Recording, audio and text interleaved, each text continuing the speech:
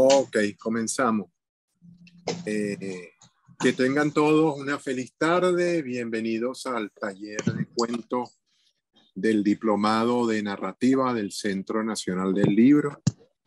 Espero que estén todas y todos de maravilla, que todos se hayan sacado la lotería, el primer premio, o por lo menos un cuadro único con 6 caballos, pero que en lo económico no tengan problemas. En la felicidad personal tampoco, en la felicidad espiritual tampoco. Son mis deseos para esta tarde. Solo para esta ¿Te vas tarde. a comer tu dedo? Hola, Soriana. Llegó Alicia. Hola, Alicia. Tengo rato, Armando. Tengo rato oyéndote. Ah, ok. Lo que pasa es que todavía no he puesto la cámara. Ok. Ya la voy a poner. Bueno, ¿quién va a intervenir primero para hablar del cuento de Andreina? Armando, ¿y no se va a presentar Andreina? ¿Y Andreina? Ay, verdad, yo estoy medio dormido hoy. Perdónenme. Andreina, preséntate. Manifiesta. Aquí estoy. Bueno, buenas tardes otra vez a todos. Mi nombre es Andreina Alcántara, soy periodista egresada de la Universidad del Zulia en el año 1991. Mi desempeño profesional ha sido básicamente entre Mérida, Maracaibo y Barquisimeto, donde resido actualmente. Acá en Barquisimeto soy en estos momentos docente de la Universidad Fermín Toro en el área de comunicación social. Quería comentarles un poco sobre lo que ha sido mi iniciación en la escritura. Y básicamente yo buscando por allí mis antecedentes conseguí que en el 2015 yo empecé como a escribir formalmente porque presenté un ensayo sobre un proyecto que estaba desarrollando en la universidad donde daba clase en ese momento, en la Universidad Politécnica Territorial Andrés Eloy Blanco. Yo desarrollaba un proyecto que se llama Lectura para el Disfrute. Y sobre este proyecto yo elaboré un ensayo que presenté en el CENAL. Y el CENAL me becó en ese momento, gané el premio Estímulo a la Creación Literaria. Y bueno, eso fue como un antecedente importante para mí en ese año 2015. Me sentí pues estimulada para seguir escribiendo. Seguí escribiendo pues ya no solamente ensayos, sino me dediqué a escribir otras cosas. ¿Me oyen? Sí, te escuchamos perfectamente bien. Hay alguien que tiene el micrófono abierto, se oye allí como... Debe ser bien. ¿Me oyen? Alicia, creo que tiene el micrófono abierto. Hola, José Napoleón. Hola, Mando. Hola para todos.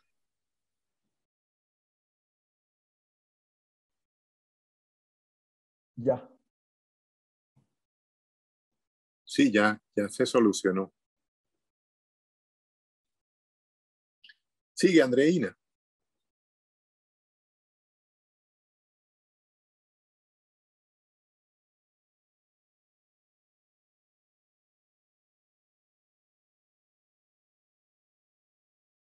Creo que se cortó la señal de Andreina. Sí, parece que salió Andreina. Sigue. Decía ahí que había salido. John Deli se unió. Hola, John Deli.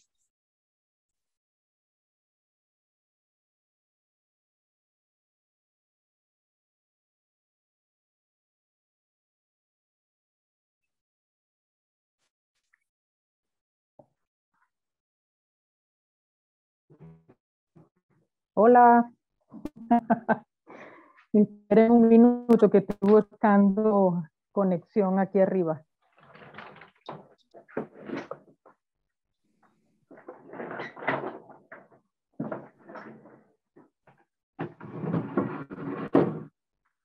¿Me oyen? Sí, perfecto. Y te vemos también. Ah. Ok, vamos a ver.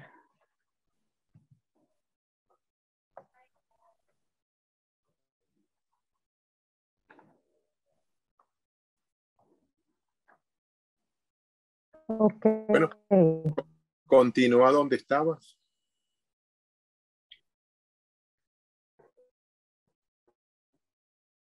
Ahora sí.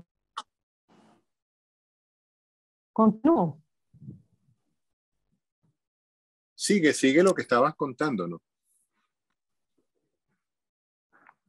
Cónchale, aquí no está muy buena la conexión tampoco. Si tienes problemas con imagen, deja solamente el sonido. No se escucha. Si tienes problemas con la imagen, deja solo el sonido.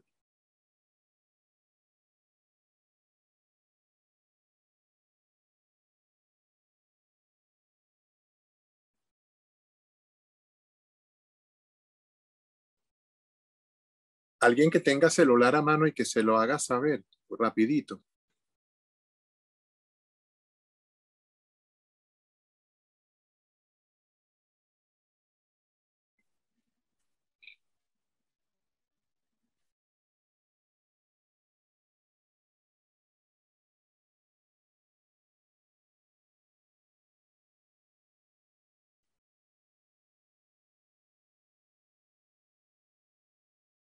Creo que ella se mudó de lugar para tener mejor conexión y parece que no era así.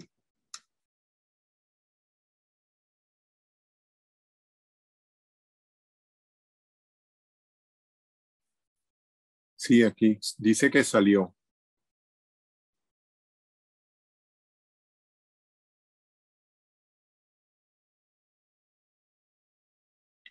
Se unió otra vez.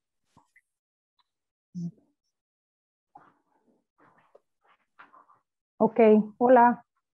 Ok, hola. Sí, ya se conectó. Estaba haciendo aquí un movimiento. Entonces, bueno, si me escuchan, sigo hablando. Sí, perfecto. Ok, entonces, bueno, les comentaba de esa beca del CENAL que fue en el 2015. Luego, en el 2017, hay otra cosa importante que es que yo empiezo a escribir cuentos, microcuentos, ¿no? Y escribo un cuento que se llama El Vicio. Y lo presento en un concurso. En ese concurso gané el segundo lugar del programa español de investigación y formación en narrativa creativa, se llama Literaula. Entonces para mí eso fue bastante estimulante también, ¿no? Haber ganado ese fue un relato muy breve de un folio, llamaban ellos, ¿no? Entonces, bueno, luego de eso yo he seguido escribiendo. Por mi parte, tengo 2 libros inéditos, completos, porque yo ahí como que me emocioné y empecé a escribir y bueno, tengo esos libros allí, inéditos. Ahora, claro, con este taller me he dado cuenta de las deficiencias que esos cuentos tienen, pero a mí me encantan y me parece que fueron un buen ejercicio. Además, he participado en libros colectivos, también con microrelatos, que hemos presentado en la Filben. Bueno, el cuento que les estoy presentando hoy forma parte de mi proyecto para este taller y tiene un título tentativo que es Vereda 02. Son cuentos basados en historias y personajes de San Francisco, que es el pueblo donde yo me crié. Ese es un proyecto que siempre he tenido en mente y en este taller quiero madurar esa idea, quiero materializar. Entonces, bueno, estoy al tanto, a disposición de ustedes para que comencemos el cadalso literario. No, el cadalso literario yo creo que deberíamos rebajarle un poquito y que se llame de otra manera, porque de verdad que en el fondo sé que cadalso literario suena a una degollina y yo creo que en el fondo no es tan así. Creo que en el fondo ustedes están tocando con respeto y todas esas cosas, ¿no? Entonces, me parece que un cadalso literario sería algo irrespetuoso y eso no está sucediendo. En el fondo, Fíjense que ustedes se comportan como una hermandad que está aquí en este taller. Yo sé que suena a libro de autoayuda, pero más o menos así observo en la cafetería en la mañana. Ustedes, ¿quiénes están en la cafetería todas las mañanas de esta nave? Están los participantes del taller. Del taller de novela casi no entran, y cuando entran a preguntar cosas de cómo hacen esto, cómo hacen lo otro, y quienes le responden, ustedes también. Entonces, me parece que se está forjando una gran amistad y eso creo que le resta al cadalso literario. Vamos a ver qué nombre le ponemos que no sea tan extremadamente golpeante y triste, ¿no? Porque en el fondo pareciera, si de esto trasciende, van a pensar que es que yo estoy aquí promoviendo la tortura y el asesinato en serie, cosas por el estilo, y no es la idea tampoco. Vamos a ver, ¿quién comienza con los comentarios? Buenas tardes, Félix. Hola, Armando, compañeras y compañeros. Como no sé por qué mi servicio se porta bien durante toda la semana, pero cuando llegan las 4 de la tarde del viernes, no sé qué les pasa. Entonces quisiera de una vez arrancar, que dicen, como los carros, antes de que me pase algo o le pase algo al servicio. Okay. Sí, dale. Ok. La lectura de los textos de mis compañeras y mis compañeros de este taller literario ha representado en lo personal un bonito diálogo interior para mí. Ha representado un proceso de construcción muy interesante de mis propios textos y de los libros que nos hemos propuesto como hermoso reto en este diplomado, especialmente en el taller con Armando José Sequera. Con el texto de Teresa me preguntaba sobre la importancia de los títulos en los cuentos. Con el de José Luis me interrogaba si los cuentos se hacen para entenderse o no. Y con el de Andreina, Encuentro con el mar, también me he hecho interrogantes. ¿Qué es un cuento? ¿Cuál es la diferencia entre un cuento y un relato? Lo digo porque con el cuento de Noris Pacheco comentaba que me había gustado la historia contada por la autora y Armando decía que era una anécdota. Entonces pienso que también vale la pregunta, ¿qué es una historia? ¿Cuál es la diferencia entre una historia y una anécdota? ¿Es la anécdota una historia?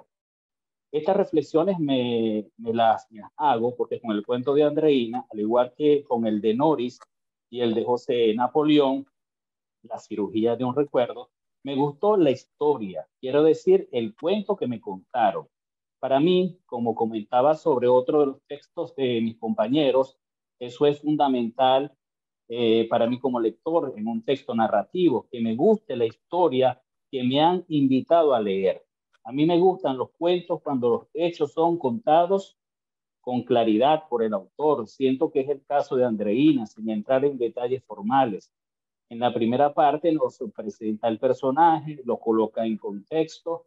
Eso me gustó como lector, que es al fin de cuentas lo que soy, un lector y no un mal aspirante a crítico literario. Luego, en la segunda parte del texto, presenta los hechos para posteriormente, en la tercera parte, presentarnos el desenlace. Esta claridad de la historia me gustó, y aunque Armando critica que se comente a partir de lo no hecho y no de lo hecho, en lo personal no hubiese dividido el cuento en partes numeradas, lo hubiese hecho corrido. También he comentado que para mí es muy importante las entradas y los finales de las historias, en este caso de los cuentos. A mí el final de este relato literario me gustó bastante, debo decirlo. Abro comillas, a lo lejos las olas serenas del amanecer arrastraban algo que parecía ser un cuerpo humano. El padre Paulino, cegado por las primeras luces del alba, corrió mar adentro con los brazos abiertos para intentar atraparlo. Me gusta que no quede claro si aquello que salió a buscar el sacerdote mar adentro era o no el cuerpo del muchacho. Pudo haber sido, pero a lo mejor no, y seguía la búsqueda del joven desaparecido. En fin, como diría la muletilla de un locutor de la radio, cuando un texto es bueno, uno no puede andarse por ahí con tantas interrogantes, que si es un cuento, que si es un relato, que si es una anécdota. En un buen texto narrativo seguramente está todo eso mezclado. Probablemente es el caso en este cuento de Andreina. No puedo decir si este texto es bueno o malo. En lo personal, puedo indicar que a mí me gustó. Si no tengo los elementos literarios para decir que es bueno, creo al menos que como texto narrativo, Encuentro con el mar, considero que tiene lo suyo. Ok. ¿Quién sigue en los comentarios, por favor? Si quieres comienzo yo, Armando, por acá para... Dale, José Napoleón. Sí, sí. Ok, el cuento de Andreina es un cuento muy interesante con inicio en extremas rezas. Comienza por el final, como se dice. Muestra la participación religiosa del padre Paulino en las actividades de los pueblos. Generalmente estas actividades son muy conocidas y es costumbre de estos pueblos hacer este tipo de actividades, en la que muestra la preocupación humana por la tragedia sucedida. El cuento, pienso que está bien estructurado, como decía Félix. Algunos detallitos por allí, pero algunos detallitos que tengo por acá particulares que son verdad. La imagen que muestran para comenzar el cuento me gustó bastante como inicio. En el segundo párrafo, solamente por aquí, un porqué que está sin signos de interrogación. Y lo otro es en el tercer párrafo, donde dice que se despertaba a las 9 en punto. Veo como mucha exactitud. Exactamente a las 9 en punto, él ya se iba a dormir. Porque diga más o menos a las 9 o por allí cerca a las 9, se iba a dormir. Y lo otro es eso. En el párrafo donde dice, le pregunta, la vecina le dice a Clotilde su madre, entonces allí pareciera hay una cierta confusión su madre. No sé si es la madre de Clotilde o la de la vecina, pero pareciera que es la madre de Clotilde. Y unos detallitos por acá que ya aquí también dice a las 12 en la segunda parte, la parte 2, dice a las 12 del mediodía. Es obvio que al mediodía, con que le coloque solamente al mediodía y le quite las 12 porque las 12 está allí como sobrando. Y también ya en la parte final donde dice que también era un joven amigable, que le gustaba la diversión, por eso se encontraba que tan entusiasmado con el paseo de la playa. Allí este párrafo con el párrafo anterior habla de Andrés. En el segundo párrafo lo separa y sigue hablando de Andrés. Entonces yo recomiendo que esos dos párrafos muy pequeños los coloque en un solo párrafo. Algunas guiones guiones de los parlamentos que fue también allí, pero más nada. Del resto, en cuanto al nombre, pues como siempre hemos hablado del nombre, el nombre me pareció como muy sentimental, muy romanticoide, vamos a llamarlo así, Encuentro con el mar. Entonces tal vez para hacerle más efecto, o sea, como algo como de presagio, como de tristeza, tal vez como se me ocurre, por ejemplo, muerte en el mar, que es como más impactante que Encuentro con el mar. Entonces, por este lado. Por lo demás, le mandé todos los comentarios ya a Andreina y perfecto, me gustó bastante el cuento de Andreina, así que excelente, Andreina. Muchas gracias. ¿Quién sigue ahora?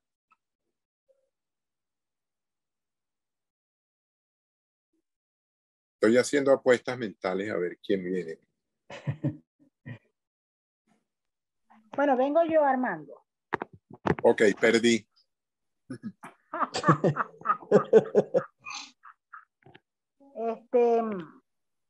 A ver. Bueno, a mí el cuento me llamó la atención porque habla precisamente de un sacerdote y yo estuve alrededor de 15 años en movimientos de iglesia. Hay una cuestión que me llamó demasiado la atención porque creo o considero desde mi punto de vista que debió explotarlo un poco más, que debió haber ahondado mucho más en eso, porque Cuando dice aquí, a sus 45 años de edad, ningún hecho había golpeado tanto su fe. Esa noche se sentía perdido. La duda se prendía y se apagaba como una luz intermitente al borde de una carretera de un pueblo ignoto. Esa es una crisis, lo que llaman una crisis de fe. Es la noche oscura del alma, como la llamó San Juan de la Cruz. Y la noche oscura del alma es terrible, es violenta en el católico, en el cristiano. Y más un sacerdote que recibe conocimientos de filosofía, de teología, de eclesiología y sabe que Dios hace silencio en su vida. Y ese silencio es agobiante. Lo vemos en la Biblia cuando Elías está en la cueva esperando que Dios lo... porque no ha perdido la fe, o sea, está esperando, está en esa expectativa. Vemos como Jesús dice, Señor Padre, ¿por qué me has abandonado? La crisis de fe es algo muy violento en el católico, es muy, muy violento en la persona que tiene una formación religiosa porque sabe del momento duro del silencio de Dios.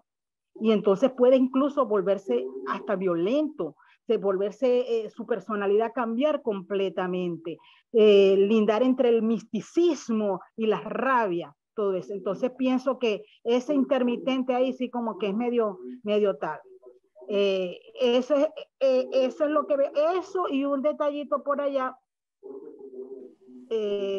cuando dice que nunca hubo, aquí dice, muchos, que nunca hubo en la iglesia, en esa iglesia San Juan Bautista, momentos así, pareciera que ella estuviera adelantando que ya él se fue de esa iglesia, no sé, lo demás, bueno, no, yo no soy John Deli para dar cirugías ahí o patologías forenses o algo así. Solamente esa parte porque como lectora y de movimiento que estuve así, sé lo profundo, lo difícil y violento que puede ser la crisis de fe, porque la viví precisamente también cuando estaba allí. Entre esos 15 años tuve mi propia crisis de fe y es brutal, brutal. Para dedicarle un parrafito ahí de que es intermitente, no es mucho más que eso. Por eso San Juan de la Cruz la llamó la noche oscura del alma. Ese es mi comentario. ¿Quién sigue?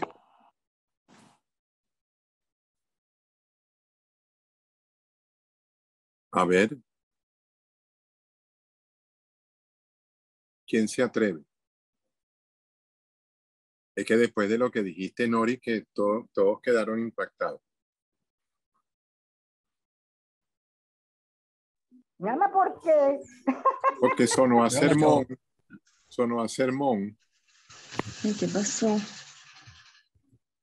Hola, Alicia. Armando. Ajá. Dime, José Luis. Armando. Dale. Voy a opinar en... Ajá, okay, Opina. Voy a dar mi opinión. Bueno, ok, sobre digamos, el aspecto pues, del descuento, se nota que el reino físico de periodista, ¿no? Se ve que tiene vocabulario y está el texto en ese aspecto, pues no tiene tantos detalles. En cuanto al contenido, digamos, ya así literario, bueno, le encuentro algunas contradicciones que creo que Andreina debe tratar de corregir. Una es que él dice que gritó en el mar y se le ahogó el grito en la garganta. O sea, allí me parece que hay una contradicción. O sea, o gritó o no gritó, o sea, intentó gritar, no sé, por allí por ese... Hay una parte que creo que le quita un poco de verisimilitud, ¿no? Que es cuando ella dice que él de niño, a los 5 años, el profesor, pues ya su decisión de ser cura. Creo que ella ahí, no sé, debe prolongar un poco más la edad, quizá una preadolescencia. No, es posible, es posible. Es la edad donde uno toma decisiones importantes. Sí, a los 5 años me parece muy, muy pequeño. A los 5 años uno está pensando en ser zorro, palma. Pues. Bueno, pero eso es cuestión de pequeños ajustes. Hay una unas dos partes que no entendí bien. O sea, creo que tiene que también aclarar un poco allí. Uno es que él dice que estuvo pendiente todo el tiempo del niño. Sin embargo, dice que se descubre que no está, es cuando los cuentan. Cuando están entrando al autobús y entonces no está, lo cuentan y no está. O sea, que quiere decir que no, el padre no se dio cuenta, no lo vio desaparecer. Entonces contradice un poco eso de que dice que estuvo todo el tiempo pendiente. Hay otra parte que tampoco entiendo, donde leí hacia atrás y vi que él se fue en el bus con ellos. Y sin embargo, después dice que se montó en su Chevrolet y anduvo por la playa recorriendo. Entonces, no entendí esa parte, si era que yo prestaba un Chevrolet por allá, ¿verdad? De él, no sé. Creo que no encaja ahí en la historia. Y bueno, volviendo un poco a la parte estructural, para mí, a mí me gustan mucho los párrafos variables, ¿no? De que enganchen al lector. Entonces, me pareció que los párrafos están muy cortos. O sea, hay párrafos que se pueden unir. Y yo creo que la longitud de los párrafos le da mucho ritmo a la lectura, ¿no? O sea, engancha al lector, como el caso, por ejemplo, de Teresa, ¿no? Que tiene párrafos donde tú no puedes dejar de leer. En cambio, cuando son párrafos muy cortos, interrumpe pues, la emoción pues, del lector. Creo que en esa parte ella pudiera unir algunos párrafos. Como dijo Napoleón, hay párrafos que en vez de dos, tres, podrían ser uno solo. Sobre el personaje del cura, lo veo un poco como ambiguo. No sé si él está en esa crisis,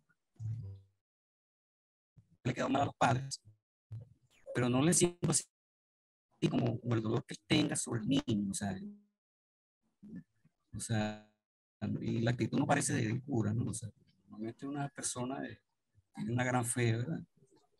Entonces, en un caso así, actúa como hombre, digamos, como hombre normal, ¿verdad? Desesperado, más o menos como dice Nori. Y él como hombre normal se hubiese lanzado, pues, o sea, se hubiese lanzado al mar a buscar mucho. O como cura, de fe, ¿verdad? Debió Gabriel, ven acá. mantener un poco más ¿Por qué será que no puedo escuchar la fe aquí? sobre ese... Estoy en una reunión de Zoom, pero no puedo escuchar, ¿vale? Bueno,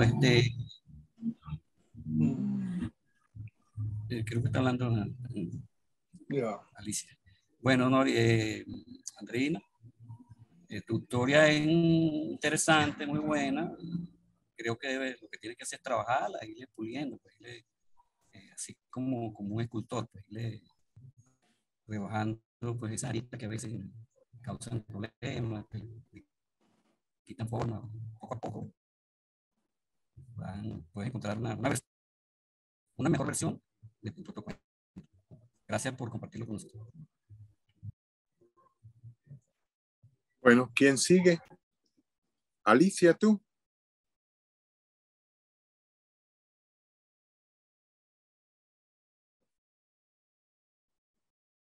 Faltan por intervenir Alicia, Teresa, Yondelis.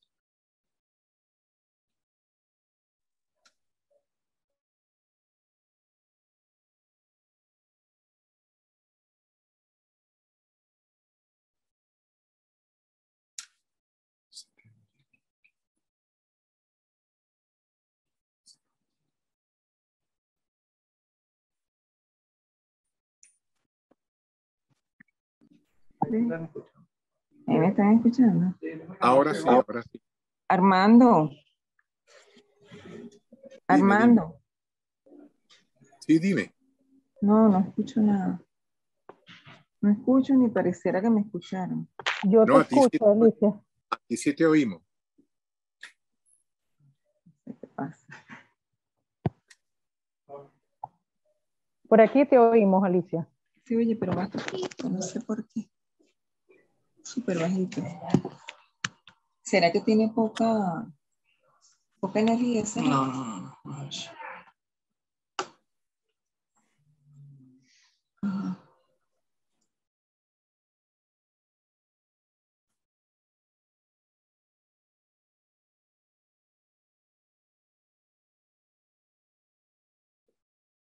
Bueno, mientras Aricia repara, ¿puede intervenir otra persona?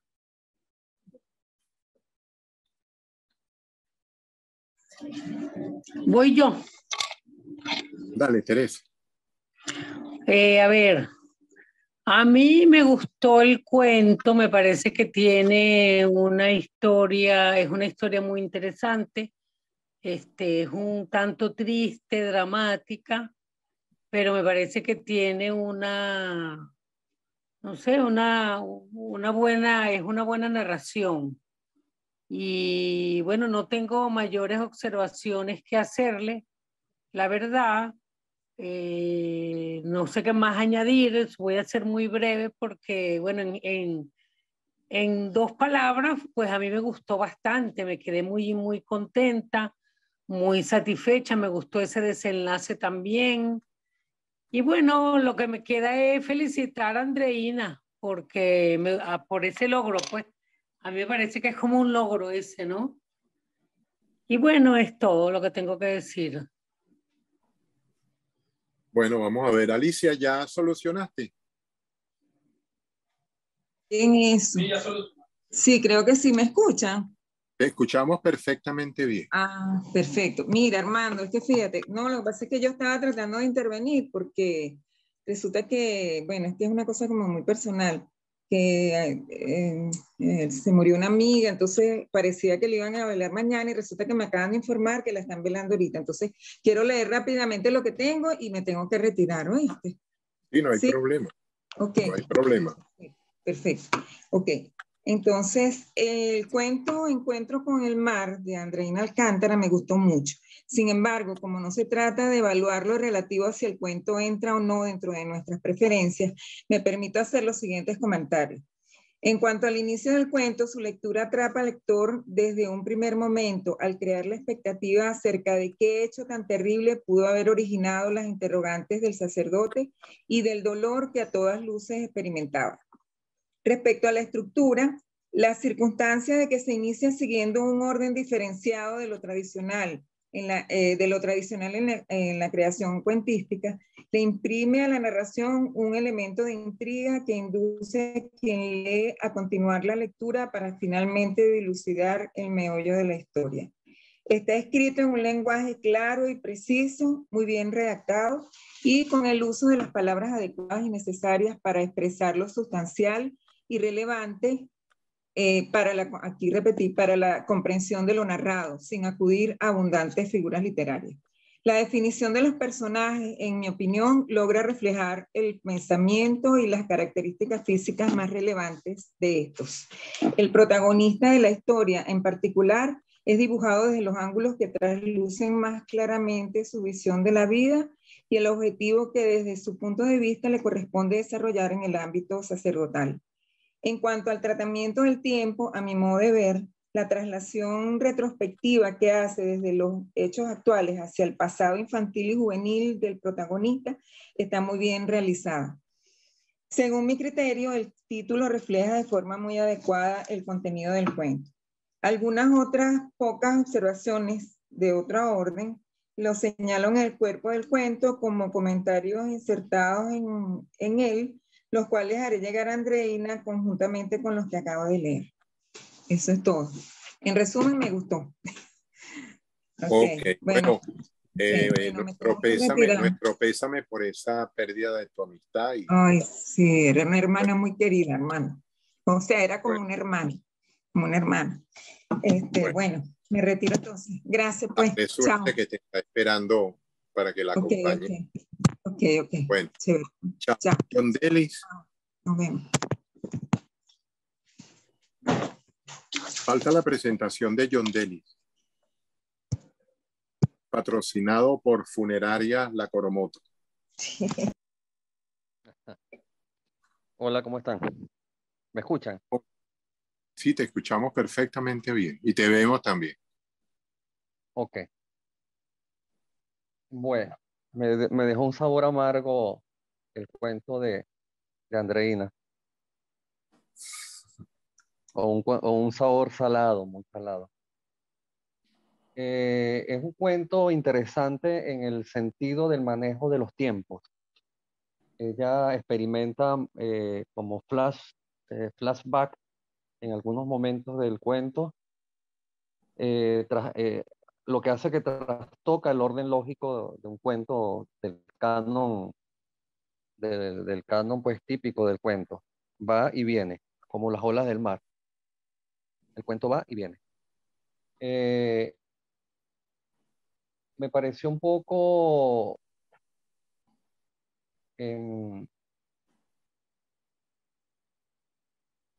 bueno, en los aspectos, no he escrito nada, estoy aquí revisando, pues lo he leído varias veces y en el aspecto formal, por encimita, una recomendación, Andreina, es que los números o las cantidades en un texto se escriben en letras. Veo como allí, cuando coloca sobre todo las horas, porque en varias partes coloca que si las 6 de la mañana, la 1 de la tarde, tal hora, lo colocas en números. En un texto formal, en cualquier tipo de texto, las cantidades se expresan en letras y entre paréntesis el número.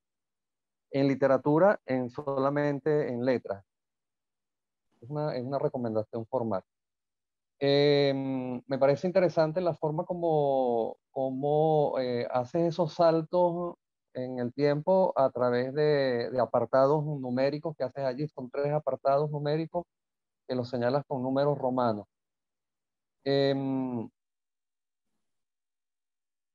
Me hubiese gustado que el cuento, pensé desde un principio que el cuento giraba en torno o iba a pasar algo en torno al cura, que a él le iba a pasar algo, porque, bueno, al principio pues describe todo desde su vocación, desde los 5 años, cómo se formó, cómo lo formaron. Hay una parte muy interesante que es que se formó en la teología de la liberación y yo dije, sí, por ahí va la historia, pues.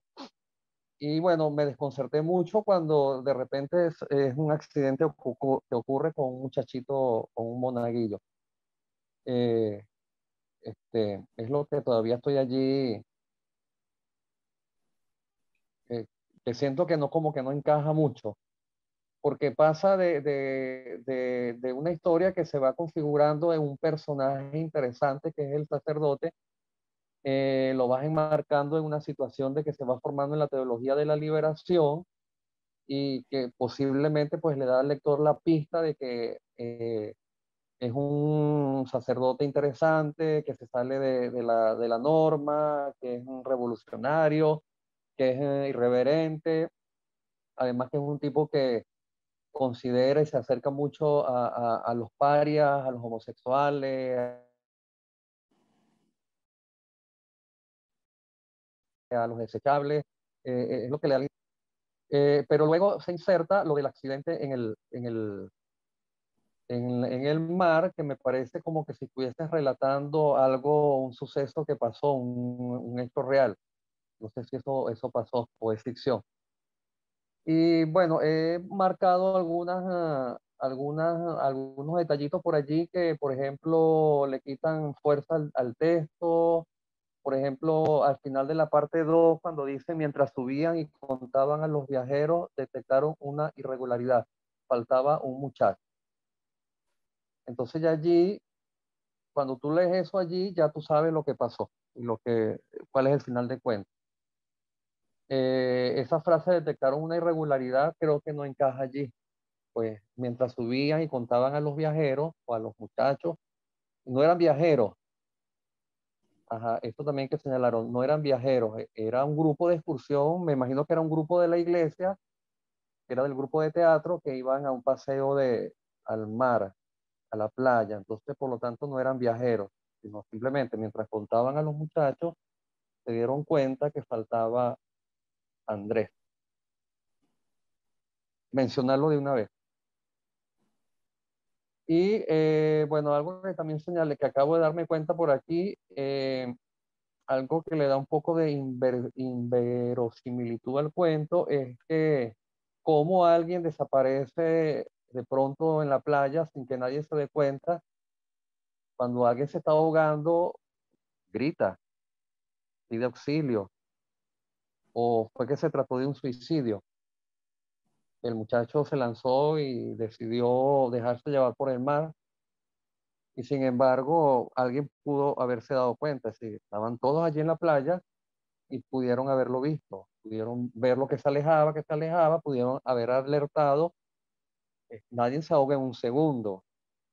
Y en el mar, pues la gente cuando está desesperada ahogándose, pues grita, pide auxilio. Y bueno, es un poquito cómo se desaparece alguien sin dejar rastro. Yo lo que me imaginé fue que el muchacho había agarrado monte y se había perdido en la montaña, porque cerca siempre de la playa puede haber un monte, una montaña, o se escapó el muchacho, pero ahogarse todo el mundo lo pudo haber visto. Y más si era un padre tan precavido que estaba pendiente de los muchachos. Esto allí no me encaja mucho. Y la otra frase que dice, tomó su Chevrolet Malibu y recorrió angustiado los solitarios kilómetros de costa con la certeza de que lo encontraría. Ajá, ¿por dónde recorrió este Malibu? Porque por la playa, al menos que haya una carretera, una calle, un malecón, una calle ahí pegadito a la playa, puede andar ese carro. Pero ¿cómo va a andar ajá, se fue por la costa, kilómetros de costa? Es decir, si él se ahogó, presumiendo que se ahogó, ¿para qué sentido tiene agarrar la carretera y recorrer la costa? Bueno, es una escena allí que no me cuadra. Lo demás, bien, me gusta ese manejo del tiempo. Me gusta el manejo del tiempo que hace ella. Como repito, es lo interesante del cuento, esos saltos en el tiempo que hace la autora. Bien, chévere. Las cositas que he señalado acá en el texto te las hago llegar porque las he marcado haciendo las observaciones en el texto, así como se lo escribiéndole un comentario, ahí, insertándole un comentario en el texto de lo que yo supongo que podrías cambiarle, revisarle, etcétera. Bueno. No sé si me escucharon bien. Creo que quedó Soriana por intervenir. Soriana, ¿vas a intervenir? Sí. ¿Me escuchan? Sí, te oímos perfectamente bien. Ok. Bueno, yo no soy muy de buscar errores en textos, sino que leo como una lectora, como que sí. No estoy pendiente de esos aspectos técnicos, sino que soy una persona muy intuitiva y me dejo llevar por las imágenes. Y hay veces que cuando un texto no me convence, no me furula, es porque hay algo que me choca. Yo al principio no sé qué es eso que me produce así como que me saca y me dice, no, que ya va, un momento. Pero después releyendo y tal vez analizando y también tomando puntos de vista de otra persona, también logro identificar cuál es ese error, por decirlo de alguna manera, que me causa ese choque. En este caso no fue así. Concuerdo en parte con Yondelis y con Teresa sobre es como yo lo vi de una manera muy cinematográfica todo. Es más, llegué a tener una imagen empezando la lectura de una fotografía que yo vi, no sé si la conocen, que ganó un Pulitzer, que sale un padre agarrando a un soldado. Es de una cosa, un suceso que se le llama el porteñazo. Exacto, eso. No sé por qué se me vino esa imagen a la mente sin terminar de leer todo, pero fue lo que me vino y por ahí me fui. Ya cuando veo la parte 2 y la parte 3, ok, trata sobre esto, pero no sé por qué hice esa asociación. concuerdo en que el manejo del tiempo está muy bien logrado, a diferencia de alguien que mencionó por allí de que le quitaría como que los capítulos o las divisiones. Yo pienso que tiene una función y es dar a entender al lector de que son escenas distintas, son partes distintas que conforman la historia y que tienen un sentido. Ahí se logró ver como que la estructura cronológica, y eso pienso que es lo más llamativo del escrito. Además, yo diría que personalmente no siento como que cierta aversión a ese tema de los curas y tal, y todas esas cosas, pero el texto sí me atrapó, me gustó. Creo que tiene una carga nostálgica muy fuerte, no sé por qué, pero lo percibí así. Y también, como dice John Dellis, hay veces que parece una cosa que pasó de verdad, parece un relato o una narración de algo que sí pasó. Me gustaría que Andreina aclarara eso, si se inspiró en algo que sucedió, que ella vio, o es algo completamente ficticio. Bueno, por ahora eso, muchas gracias. No, gracias a ti, Soriana. Bueno, antes de darle de nuevo la palabra a Andreina, yo quería señalar que la historia me parece que está bien contada, pero creo que falla al final. Es demasiado abrupta la incorporación del cadáver de Andrés, cuando en apenas, es decir, la descripción de la vocación del padre, la descripción de preparación del viaje y de otras cosas, toma unas cuantas páginas, es decir, toma página y media, una página, y después el desenlace, el personaje de Andrés aparece y de inmediato desaparece y cierra y ahí termina, ¿no? Me pareció demasiado abrupto, es como ir caminando por un acantilado, ¡guaf! Y caer al fondo marino y desaparecer, ¿no?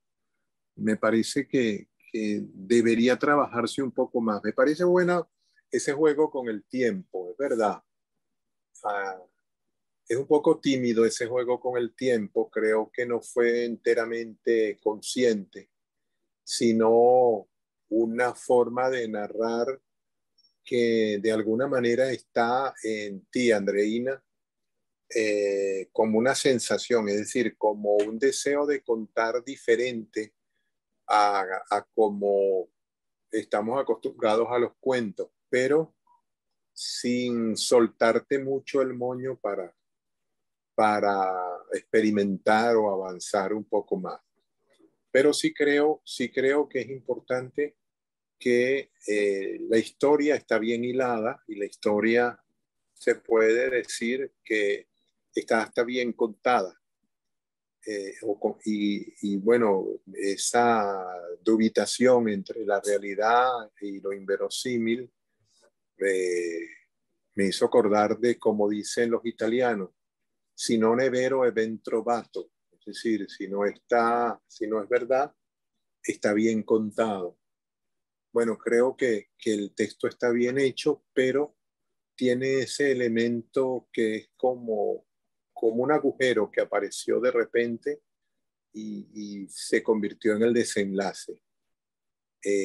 Creo que debe ser mucho, mucho más trabajado el texto en el sentido de darle, por un lado, más emoción a lo que experimenta el padre, como decía Nori, es decir, esa crisis de fe que él tiene no es una cosa así de un ratico, ¿no? De sentirse mal un ratico.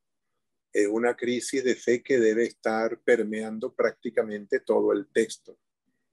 Debería ser parte de eso y ahí sí tendría cabida el desenlace del muchacho. Sin embargo, yo creo que también lo que podría hacerse es cambiar de espacio o de lugar el desenlace y colocarlo como a mitad de texto, de modo que el verdadero desenlace sea saber cuál es la posición del cura, del padre Paulino. Porque hay una cosa allí, y es el hecho de que el padre Paulino viene creciendo, y de repente deja de ser el protagonista y su crisis deja de ser vamos a decir, el tema central para pasar simplemente a una tragedia. Es como un cambio, como que estamos sintonizando una emisora y alguien pasó y nos la cambió. Entonces, me parece que ahí hay unos detalles que hay que retrabajar. Y el verdadero final siento que tiene que ser la resolución de la crisis del cura, es decir, a qué llevó la muerte de Andrés al sacerdote, sobre todo cómo se presentó delante de la mamá y el papá, porque él fue el que, vamos a decir, no solo apoyó a Andrés para llevárselo a la playa, sino que fue el que se responsabilizó de él ante sus padres. Entonces, todo esto tiene que generar algo mucho más profundo, mucho más doloroso, mucho más dramático, si se quiere, que el simple hecho de que las olas estén trayendo el cuerpo. Me parece que ahí es donde está el nudo de la situación. Creo que tienes muchas condiciones, Andreina, para narrar. A todos nos agarraste, no nos dejaste salir de la historia, y eso es un gran mérito, pues. Incluso aún con los problemas que se te han señalado, la historia no nos dejó, vamos a decir, indemne. No pasó por nosotros simplemente, sino que tuvo que ver cada uno de nosotros con algo dentro de lo que contabas. Bueno, tienes la palabra, Andreina. ¿Qué tienes que decir al respecto después de que sobreviviste al cadalso? Bueno, no, de verdad que estoy muy atenta a todos estos comentarios, desde Félix a José Napoleón, Noris, todos los que José Luis, Yondeli, Alicia, Soriana, Armando, todos le dieron una lectura y unos comentarios muy, muy, muy acertados, y bueno, estoy de verdad así como que pensando cómo voy a reinventar el cuento. Quiero contarles que esto fue una historia que sucedió, por eso es que se nota así como que es algo que estoy contando porque sucedió. Lo que sí es que el personaje yo lo estoy nutriendo con dos sacerdotes. Es un sacerdote que fue el que le sucedió este hecho, y es otro sacerdote que abandonó la iglesia, que es el sacerdote de la Teología de la Liberación. Ese lo conocí hace algunos años cuando murió mi mamá. Él fue el que nos ofició la misa, y él, a pesar de que tiene 2 hijos y se casó y hizo su vida matrimonial, él sigue dando misa, él sigue con la iglesia, es rechazado, pero él está allí y es un muchacho joven muy, muy activo. Entonces, digamos que es una combinación de dos sacerdotes, el que le sucedió realmente la historia, que fue real, y que el muchacho, aunque les parezca mentira, desapareció así sin que nadie se diera cuenta. Y bueno, fue algo que ocurrió hace unos 30 años. Por eso es que Soriana le siente esa nostalgia en el cuento, porque yo estaba pues cerca, viví de cerca, no estuve en el paseo, pero viví de cerca el acontecimiento. Y bueno, por supuesto me da nostalgia, me da tristeza, remueve todos esos sentimientos en mí, por eso se notan pues allí. Bueno, de verdad que estoy muy agradecida por todos los comentarios, todos los quiero tomar en cuenta, y los que no me han enviado quiero que me envíen. Yo hice unas anotaciones acá, pero de todas maneras voy a volver a ver, por supuesto, el video para tomar todo. Hay una parte que no pude escuchar porque se me fue la conexión, algunos de los comentarios de José Luis, entonces quiero escuchar seguramente nuevamente la clase y tomar en cuenta todos los detalles para hacer los cambios. De verdad que me parece que ha sido muy nutritivo este cadalso. Y no, una cosa, y si cuentas la historia al revés, si empiezas por el muchacho ahogándose, También. empiezas por el final que tienes y vas contando, pero en realidad el centro de la historia, como señala Nori, debería ser la crisis de fe, esa noche oscura del alma, de modo que lo importante sea, fíjate, si el cura en que basaste la historia, a partir del cual nació la historia, tuvo la crisis de fe y se salió originalmente, vamos a decir, de su orden, yo creo que ese es el verdadero sentido de la historia, porque la crisis de fe viene dada precisamente porque de alguna manera él confió en Dios, en el sentido de que Dios le permitiera vivir a todos los que estaban ahí, es decir, no poner en duda que Dios estaba complacido de pasar una hora y media en la playa y disfrutando entre todos y todas esas cosas después de un día o una mañana de intercambios y de todo lo demás. Creo que la crisis de fe permea toda la historia y me parece que debería ser el leitmotiv para desarrollarla, pero partiendo del ahogamiento del muchacho, porque fíjate, tú anticipas el ahogamiento de Andrés, lo anticipas como una página antes y date cuenta que son 4 páginas y media de texto, y si tú lo anticipas una página antes, está casi que señalando tú misma cuál es el final. Pero si empiezas por el final, no vas el lector se va a sentir como mucho mejor, en el sentido de que si el comienzo, ¿cómo va a ser el final? Y se empieza a hacer preguntas, y entonces la historia no es una historia centrada en una tragedia, sino centrada en un drama espiritual, que puedes manejarlo por allí y justamente buscar, yo creo que Nori te puede asesorar en eso. Nori demostró ahorita que puede dar sermones y todo, ¿no? Hablándolo en serio. No 15 años, Armando, 15 años. Me votaron, bueno, ¿oíste? Me votaron. Esa es una historia que tengo. Me votó el catequista por rebelde. Bueno, no me extraña. No me extraña, pero tú tienes la madera para ser no solo catequista, sino hasta pastora si te metieras entre los evangélicos, o los protestantes, pues.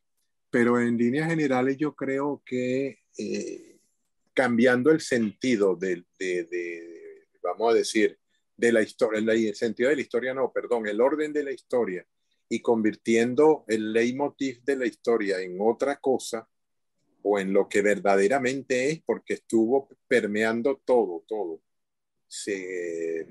Estuvo presente al principio, en el medio, pero al final no estaba, pero era porque tú lo convertiste en el desenlace. Y ese fue, vamos a decir, el punto en el cual hubo esa ruptura abrupta. Sí creo que puedes retrabajarlo, y es sencillo retomarlo y empezar a cortar y pegar, y luego sí ir agregando lo que sea necesario agregar. A darle vuelta. A darle vuelta a la historia, y es mucho más interesante contarnos no el ahogamiento de un monaguillo, que es un hecho trágico, es verdad, pero que en el fondo, como no conocemos al monaguillo, ni lo hemos tratado, ni nada, y tú a duras penas lo presentaste, es decir, era tal cosa, y seguiste de largo, no se generó una simpatía, una atracción, una empatía con el personaje, y por lo tanto el personaje es totalmente secundario, lo puedes poner a un lado. Entonces, colocar ese personaje secundario al principio para darle más fuerza, y darle entonces el valor tanto a la anécdota como a lo que la anécdota genera a lo largo del resto del texto. Me parece que podría ser una buena fórmula para que ese texto te quede bien bueno y publicable, pues. Valdría la pena. sobre todo porque en vez de ser un texto, vamos a decir, anecdótico, pasaría a convertirse en un texto con cierta trascendencia. Claro. Bueno, Y bueno, Javi. lo que comentaba, realmente lo que me dijo Noris de la crisis de fe y esos datos que ella me da son de verdad muy, muy valiosos. Porque yo lo pensé, yo dije, me estoy metiendo en un tema que no es fácil, porque hablar del tema del tema religioso, de los sacerdotes, es a veces hasta un tema complejo, pues, que tiene muchas cosas por las que uno puede salir como que golpeado. Entonces, bueno, este dato que me está dando Nori me parece que es bueno para poder ahondar en el tema de la fe sin salir yo como una ignorante pues del tema. Sería cuestión de ahondar un poquito en eso. Entonces me parece que es muy, muy importante este dato que me dio ella y esta información la voy a tomar en cuenta. Sí, mira, y no te asustes, yo a los 17 años ingresé a la Juventud Católica, de la cual también me echaron, pero antes de eso sí, porque yo era una época en que estaba medio confundido, militaba en la Juventud Católica y en la Juventud Comunista al mismo tiempo. Imagínate. Entonces yo decía, estoy medio confundido y nadie sabía en cuál de las dos mitades estaba confundido. Lo cierto del caso es que di una conferencia, me pidieron que diera una conferencia como parte de mi preparación y a los 17 años ustedes se imaginarán un tipo lanzado con el siguiente tema: ¿existe o no Dios? Imagínense ustedes, la primera conferencia fue esa. La audacia me llevó a que me acribillaran no solo a preguntas, sino a comentarios y a todo, hasta que yo por fin agarré y me paré y me fui del lugar de conferencia. Fue una gran lección porque entonces me alcanzaron y me devolvieron al lugar y me señalaron: cuando yo te dije tal cosa, tú debiste contestar esto, tú no debiste haber actuado así, tú debiste decir yo no sé qué, no te defendiste en tal momento. Y la verdad que fue una gran preparación para mi futuro.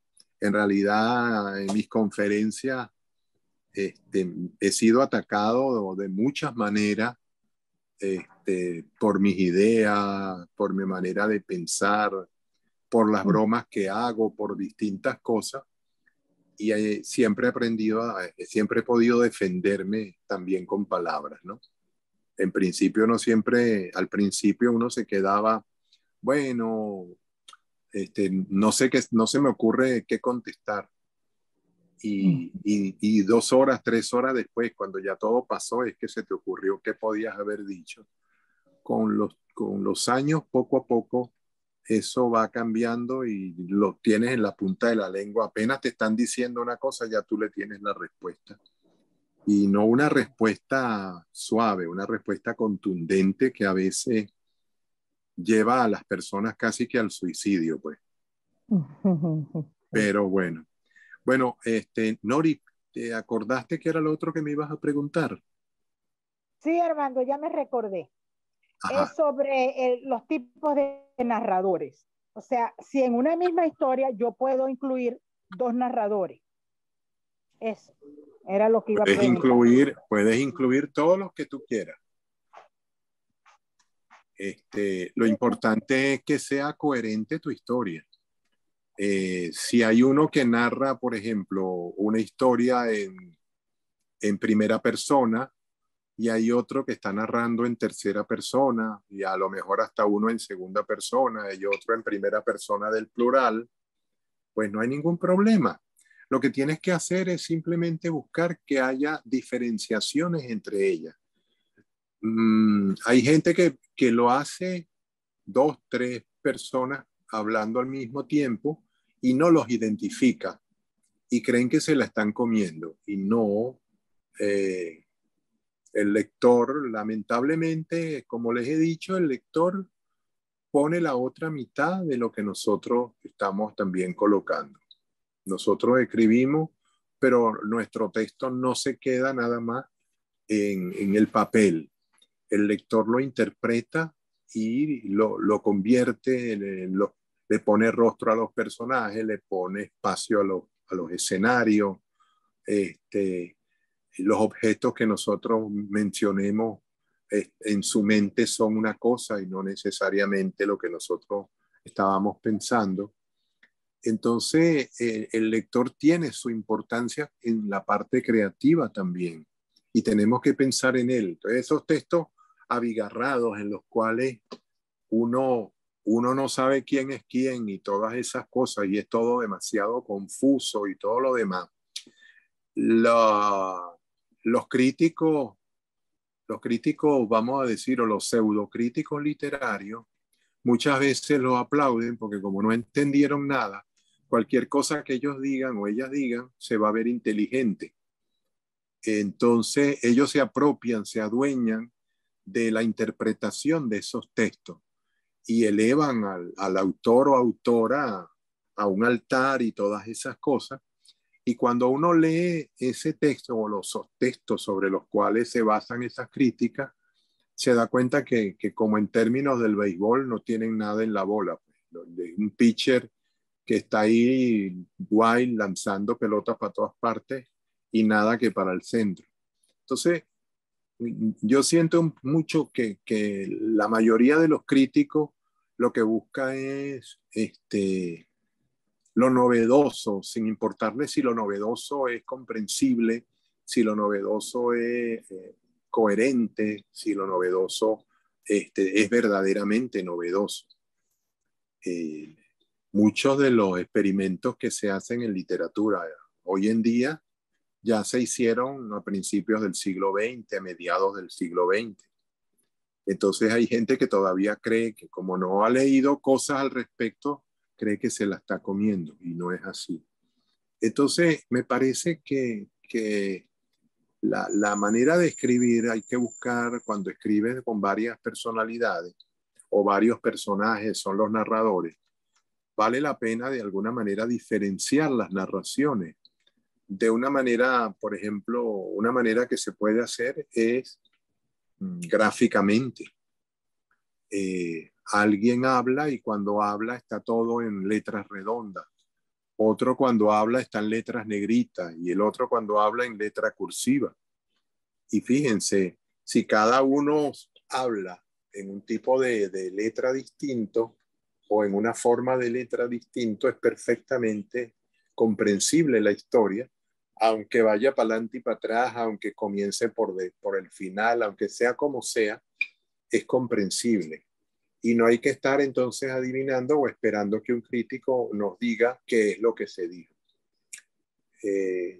No podemos caer, por ejemplo, en lo que el poeta Browning, poeta inglés, decía de un texto suyo. Él dijo, cuando lo escribí, solamente Dios y yo lo entendíamos. Ahora solamente lo entiende Dios. Eso no me parece que es un ideal de literatura. Eso en el fondo lo que es, vamos a decir, convertir al lector en un hierofante, al crítico, al que descifre lo que se está diciendo, tiene la verdad. Y el resto, bueno, tiene que someterse a esa verdad. Me parece que es la peor forma de escribir. Y quienes caen en eso es porque, bueno, en principio no saben narrar. Muy pocas personas, si ustedes se ponen a buscar en el campo de la literatura, muy pocas personas que saben narrar se dedican a escribir enrevesadamente. La mayoría de los grandes escritores son todos de una gran claridad porque lo importante es comunicarse. El lenguaje es un código de comunicación. El lenguaje no es una cosa para que unos dominen a los otros como se nos quiere hacer ver. Entonces creo que se puede contar desde muchos puntos de vista. En mi novela La comedia urbana hay exactamente 720 puntos de vista a lo largo de la novela.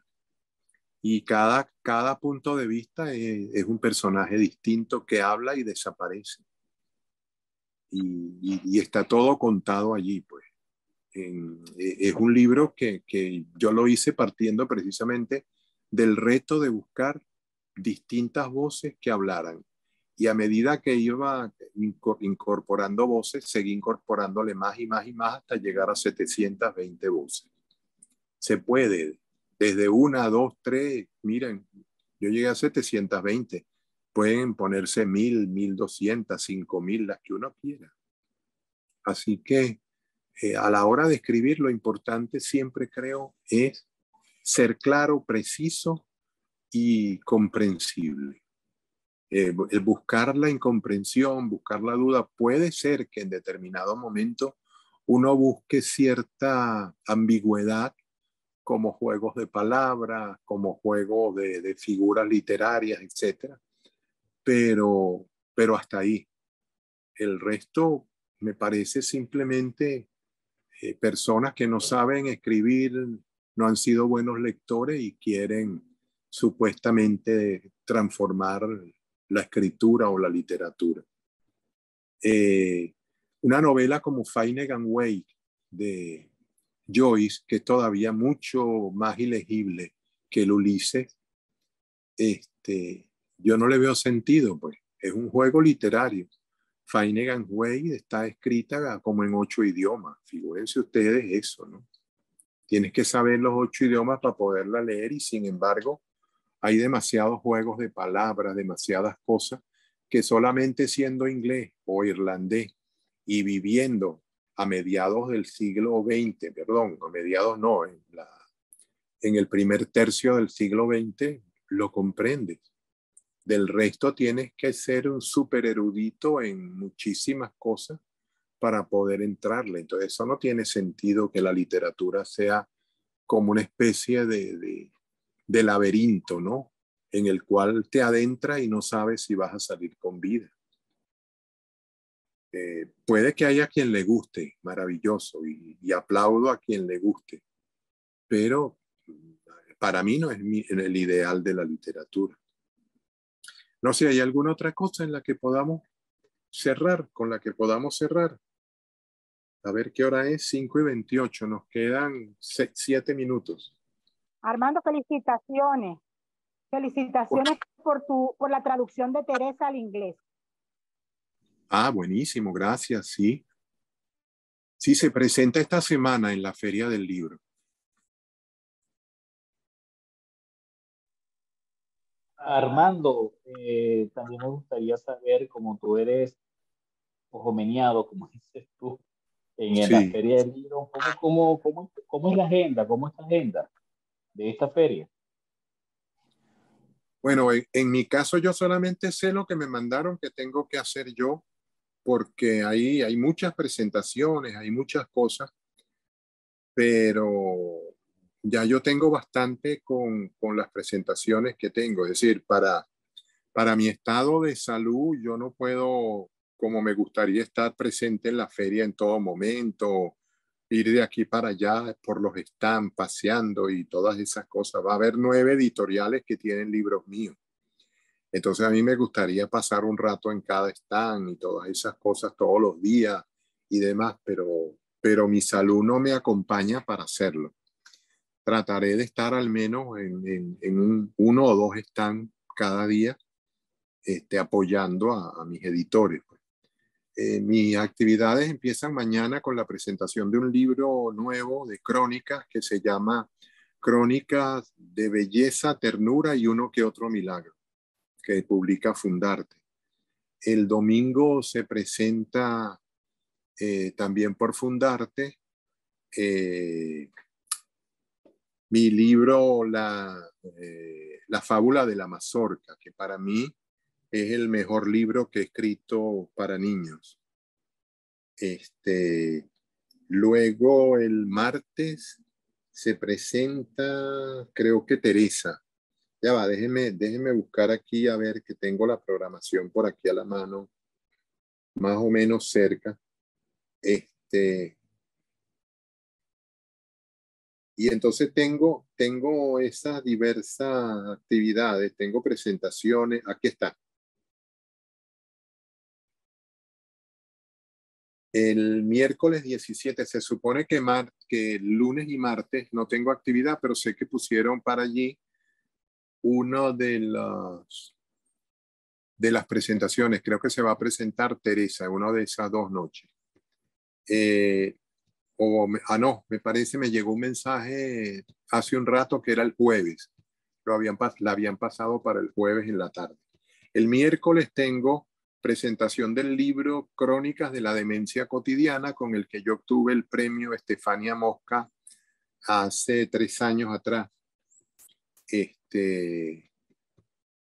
un libro de crónicas personales, igual que el de las crónicas de belleza, ternura y uno que otro milagro. Son crónicas autobiográficas, pero con humor, con sentido, vamos a decir, casi como de testimonio, cosas así, ¿no? El propio miércoles también, antes de la presentación del libro de Crónicas de la Demencia Cotidiana, que es a las 5, a las 4 se presenta otro libro mío que terminé hace exactamente 14 días.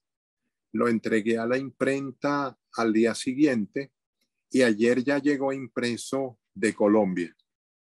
Es decir, lo sacaron en tiempo récord. En 9 días el libro se imprimió, se mandó y todas las cosas, y ayer llegaron los paquetes a Venezuela.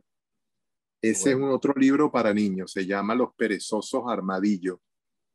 Es una historia de una especie extinta por perezosa, ¿no? Y por procrastinadora.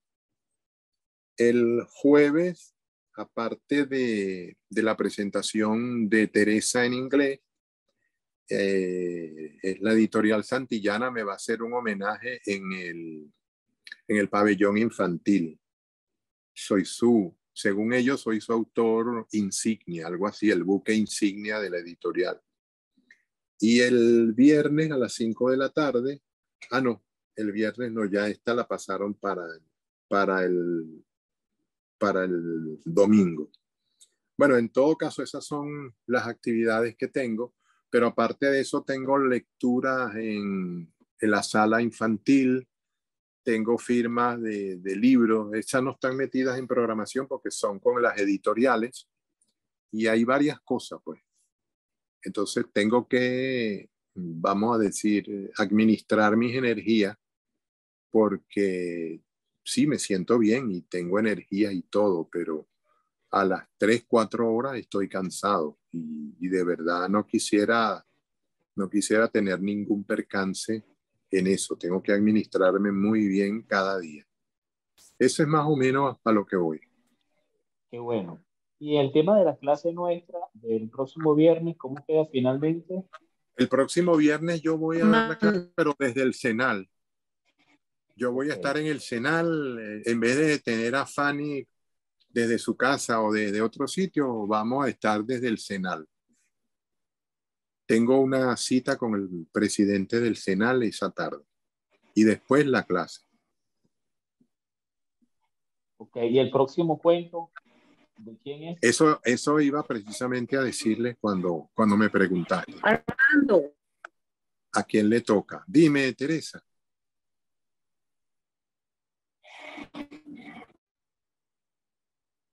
Armando, el la tarde va a estar feria. Perdón, no te escuchamos bien. Se oye entrecortado.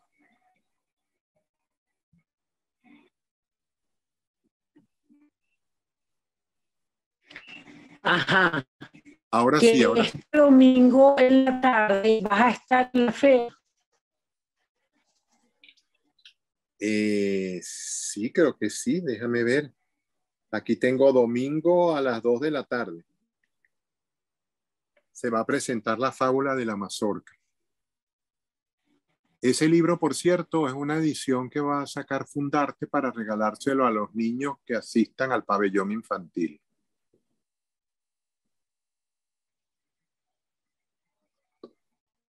Bueno, ya los adultos a los que yo diga que se lo regalen también. Ok. Ayer yo te busco. ¿Perdón? Buscar el domingo en la tarde, Armando. Armando los cuentos. Ok, ok. Sí, esto va a ser, supongo que en el pabellón infantil. Ok. Sí, lo que sí no sé cómo voy a firmar porque tengo lesionado la mano derecha.